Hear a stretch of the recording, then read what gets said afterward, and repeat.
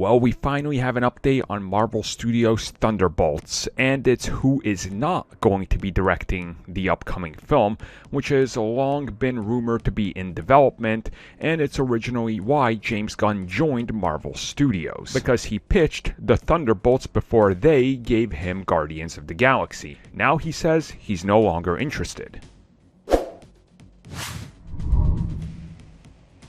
Everybody makes the joke, but the joke exists because it's pretty much true. The Thunderbolts are Marvel's version of the Suicide Squad. So naturally, when James Gunn was hired to direct the follow-up to the Suicide Squad, everybody figured, well, he's scratching that itch. He's always wanted to do a movie like that. Marvel Studios said no at the time.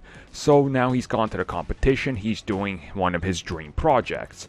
So recently, when he was asked about doing Guardians 3, working with Marvel in the future, and the idea of directing the Thunderbolts was brought up, he had a very definitive answer, I would say. He said no, he's no longer interested because that itch was scratched with the Suicide Squad. So it seems like a pretty definitive answer that he's not going to do it. Now, my guess would be he's also in a position where, again, he wants to take a break. He wants to look at other options, some passion projects. He wants to talk to the studios, see what's next for him, see what exactly he could do that's maybe a little bit different, see what he could do with some of these characters if they spin off into standalone things like Peacemaker, for example.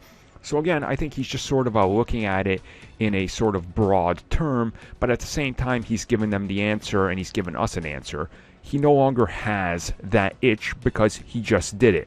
It would sort of feel redundant, right? It's like, oh, you just made the Suicide Squad, now make our version of that. But we're Disney and Marvel, so no, you can't off 90% of the characters. You can off 2. You guys see what I'm saying here? Like, he's got the movie he wants to make. He just finished it, and it's releasing this summer.